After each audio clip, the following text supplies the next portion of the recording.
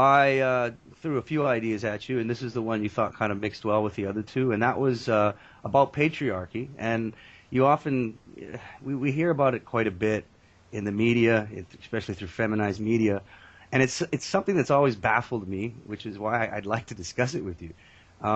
And the topic line was patriarchy never existed, because in my opinion, this concept of patriarchy, I just I fail to ever see any real evidence of it in the world, and I'm willing to bet that there never ever really was any, No, even in the. there was never really a patriarchy. I think Warren Farrell summed it up quite nicely that we were a survival species until basically the 20th century. Okay, survival species. I never heard him say that. Yeah, I think he said it a few times, and I think he wrote it in The Myth of Male Power. I'd Hmm. have to reread that to be Okay, okay, sure, but yeah, he has said it a few times where that what we were was we weren't a patriarchy, we were a survivalist species, and by okay. that he would say that for the best of survival of the species, women had to be protected because they were the limiting factor of reproduction, and men had to build everything because they were physically stronger.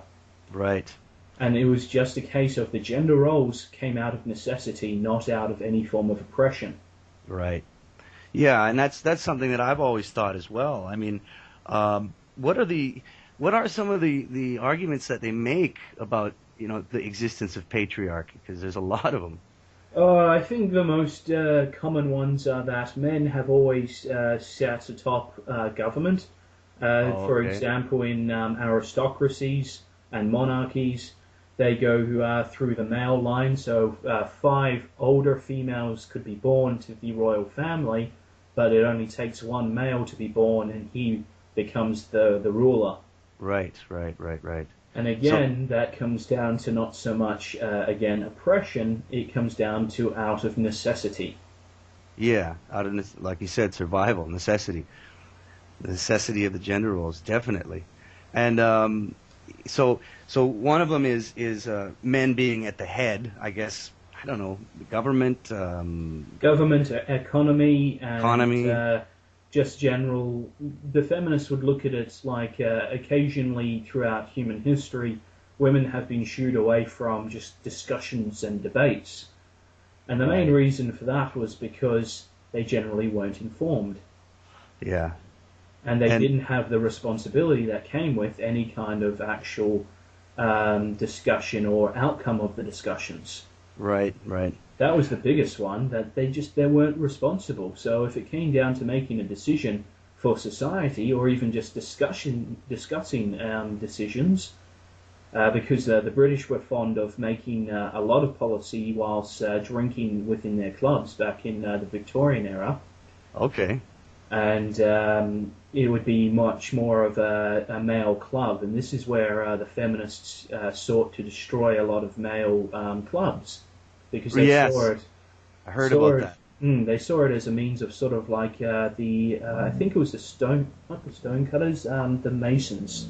Oh yeah, yeah, yeah. They were big in the UK, and a lot of very powerful men would be members. And what they'd do is they'd just go and socialise with these men, and they'd all make backroom deals basically. Right.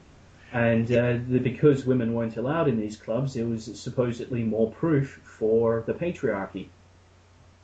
yeah. And some other interesting points in history, I guess in the last century, a big one is the right to vote and how that sort of was is an example for feminists of, oh, see, it was patriarchal, women weren't allowed to vote. But what they always refuse to say is that actually only the landowners could vote. It wasn't just the women. Yes, and they also neglect the fact that there were occasionally female landowners, and they Yes, actually had the right to vote. exactly, exactly. And it's amazing how the history gets twisted that way to try to paint this sort of patriarchal society. It's absolutely stunning. It's just politics. I mean, if you do research into the rise of the Nazi Party or Communist Party, they both did it. Yeah, I guess so. Yeah. It's the same thing that happens with any political ideology. They rewrite history to suit themselves, to be able to paint out the bad guys and we're the good guys. Yeah, right, But right. patriarchy never existed, as I once said before, because of lifelong marriage. Yeah. Okay. Yeah, yeah. And the resulting that once the female stopped being fertile, her contribution to the marriage structure was done, and the Yeah. man couldn't get rid of her and get a woman who still could contribute. Right, right, right. So that's not patriarchal. I wouldn't say that's matriarchal. I'd say that's out of a necessity to make sure that the mother or the woman was still looked after she no longer could produce children. Right.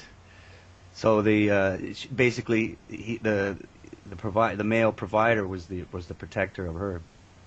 Yes, and it's just changed in recent times for the government to be the Oh protector yeah. and provider of women, and that again shows that it's not a patriarchy. Yeah. How men would, single fathers, find it very difficult to get any form of payment from the government, and generally get less because they still work more. Right, right, right, right. There's yeah, I mean I'm experiencing that right now being a single father. And Mm. it's it's not just I guess more proof that there's no patriarchy. It's not just laws anymore in a lot of countries. It's just social attitude. Very much so. And I would love to add in, now that we've gone into social attitude, is just a bit of my recent nation history. Sure, Is sure. that our first female prime minister came to power by performing a coup and taking and seizing power. Oh shit, really? Oh yeah, it was a bloodless coup, but I believe a few babies were smothered. Um, I love saying that. But what she did was whilst Kevin Rudd was actually out of the nation, Uh-huh. she, who was the prime minister at the time, and she was his second in command. She was the vice prime minister. Uh-huh. What she did was she went around to all the other ministers of the party, of the political party, Yeah. and got them all to do an in-house vote and vote him out and vote her in. And that's how she became prime minister. Not one single Australian citizen voted for her or against her. Jesus. And that's the thing. She was. This happened like a few weeks before the big vote between for who was going to be the next prime minister, which turned out to be between her and Tony Abbott, which is who we've got now. And she actually performed a coup. And Wow. this is the best evidence I've ever had for saying there isn't a fucking patriarchy. A Yeah. woman, the first female Prime Minister of Australia, actually performed a coup to come into power. Jesus. She didn't run for Prime Minister. She had no policies. She didn't reach out to the Australian public. She went internal within the political party. And she scared the fuck out of a lot of Australians because we realised that, Uh-huh. holy shit, we're not voting for the person, we're voting for the party. Yeah. And if the party decides, you know what, we're going to get rid of this person, we're going to get rid of that person, we're going to get rid of this, we could go through about 5 prime ministers in the 4 years that we have supposedly won. Right, right. And how long was she in power anyway? She got almost one full term because eventually the party stabbed her in the back again for Kevin Rudd just for about 2 weeks before that party. I think they were Labour and they got voted out for Liberal. Okay, so what's a term? 4 years? Yeah, 4 years. Okay. Yeah, because I mean, I don't know too much about the politics there, but I do hear people saying, "Well, look, Australia's had a female prime minister. How can you say that there's patriarchy?" And a lot of the feminists will argue back, "Well, she didn't even serve a full term." So, but then, Yes, but in total she kind of did because around the time when she actually stabbed Kevin Rudd in the back oh, was just before her term began. Now she oh, didn't last a whole term because she had already set a trend within that very political party of right. of basically beheading the leader.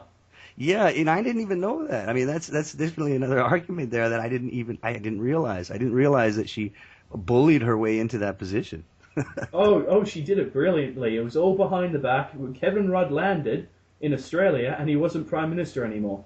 And Wow. that's how he fucking found out, if I remember correctly. I know that he was in transit. I can't remember if it was between states or between nations, but he was in transit in the air, and it all happened. So Wow. she did it without even having the courage of him being able to defend himself. Yeah, yeah, yeah. Oh my God, that's incredible, man. And he tried to take power back, I think, twice, and then gave up, and then eventually the party just came to him and just begged him to come back in. And I think he did it just so because he knew he was going to lose at the election. He knew his party was coming out. It was a desperate attempt to try and beat Tony Abbott's party, Yeah, and because they had made a complete arse of their own party, everybody lost complete faith in them if they were going to axe themselves all the time. right. And yeah, he came in, and I swear it was just so he could be a smug little bastard for the couple of last few weeks. And I really liked him during those last few weeks because he didn't do anything. He just walked around going, "Yeah, fuck you, I'm back in." Yeah, it's really interesting because not only did she bully her way into that position, but like you said, she set a precedent. So in other words, she kind of just the woman came in, pushed herself into the position, forced herself into it, and then screwed up the whole system for everybody else. Yeah, she screwed it up for herself too because this is Yeah. where the feminist argument comes in. Well, she didn't last a full term Yeah. because if she hadn't set the precedent of axing off the leader, Yeah. she wouldn't have been axed off. Yeah, yeah, yeah. That's irony, man. That is irony. Oh yeah, the nation absolutely loved it. All the commentary TV shows and Uh-huh. the news ones, the ones that had a bit of a comedy flair to it, would Yeah. come in and just go, "Oh, this is sweet irony." Yeah, yeah, yeah. Wow. There's a really good video. I'll put a link to it by this group called Rap News. They're an Australian group, Uh-huh. and they pick the hot big political topics and they put it into a comedy rap about it. Uh-huh. And I'll link to it, and I think it was called the Game of Votes. I think it was called, and it was this whole sort of Game of Thrones twist to what was going on between Australian politics. Okay. And Tony Abbott looks like Gollum for a little while. Kevin Nice. Rudd. Kevin Rudd comes back after getting stabbed in the back by the red-headed woman, Oh or yeah. the woman in red is what they called her, and then he comes back dressed as King Joffrey and shoot crossbows her in the back, and comes back and he starts going, "I'm king again." And it's just a lovely little funny thing, Nice. and it Yeah. really does sum it up in a fun way in I think about 6 or 8 minutes. So if anybody actually wants to have some basic information in an entertaining way on that situation, you'll get it in that. Nice. No, I'd definitely like to see that. And and how that relates to patriarchy, this what I call a silly concept of patriarchy. Um, it always comes down to, for me, every time I hear about it or every time it's brought up, it always just sounds like so much conspiracy. Do you understand?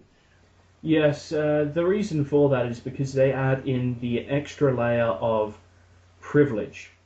Right, right, right. And I've noticed that there's a tendency by some new feminists to leave out the whole privilege part and just say, well, patriarchy existed where men ruled or men made all the decisions. But it wasn't so much a privilege, it was kind of like a responsibility. But we've got to understand, for gender equality, we can't just have the men taking on this responsibility. And I'm Right. just there going, oh, for fuck's sake, it's bullshit. You're just trying to now because you realize that this is holding your little group back.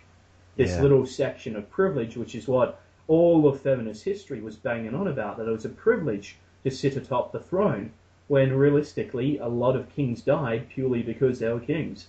Yeah, yeah, yeah. It was more of a responsibility than a privilege. That's for damn sure.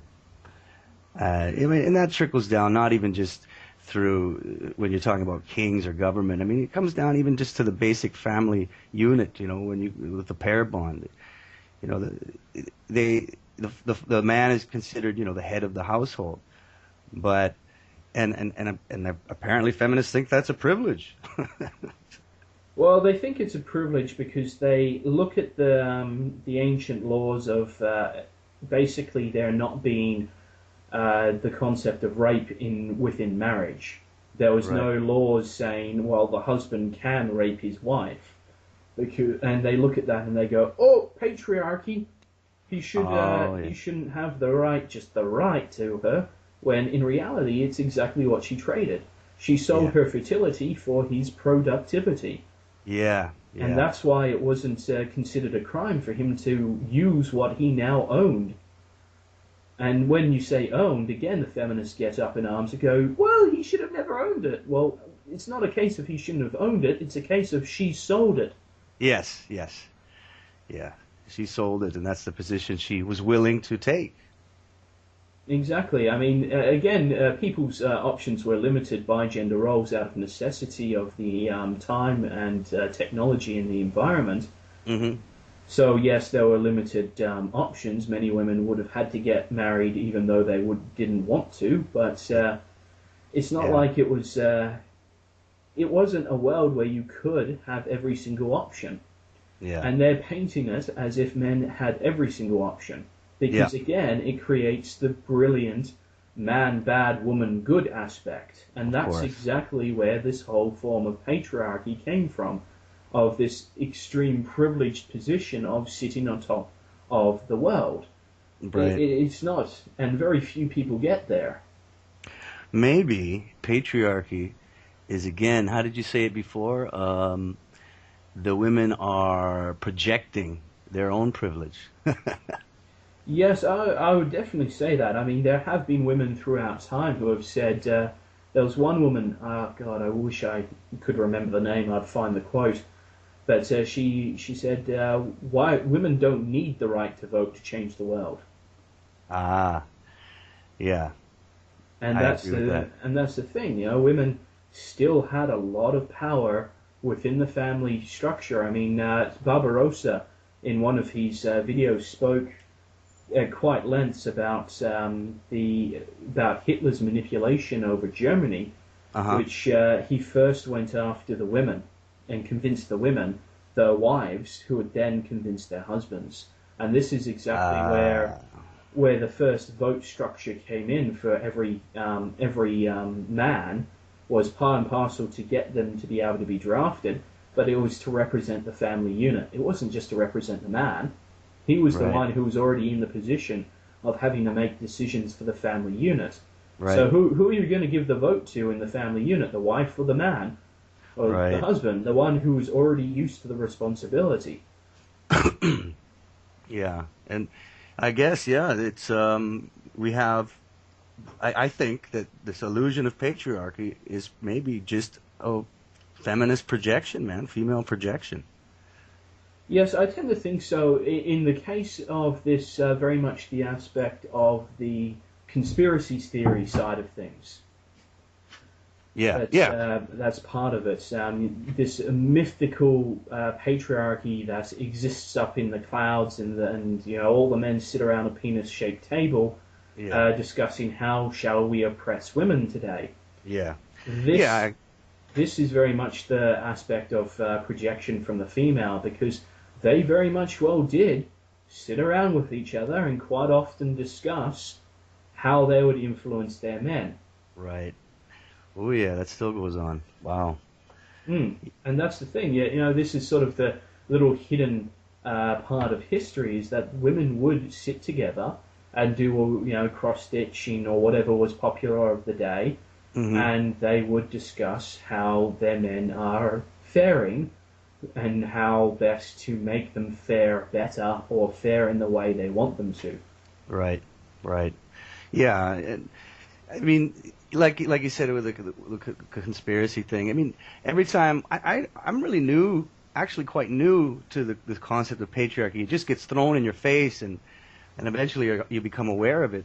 And I kept thinking to myself, well, where's the leader of this patriarchy? Where's the where is the Congress of this patriarchy? Where are the rules written up? Where's the book on it? You know?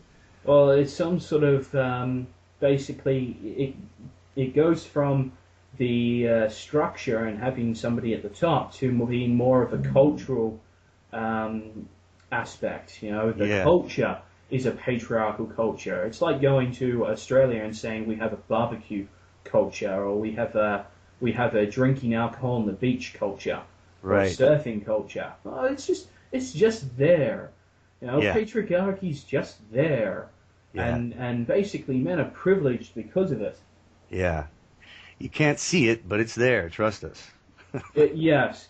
And that's the thing, to go back to the women discussing how best to influence their men, this wasn't exactly an open discussion. It wasn't like, oh, here's the best way to manipulate your man. They do it a bit more openly now, but back in the day, it was a bit more of a covert sort of woman speak.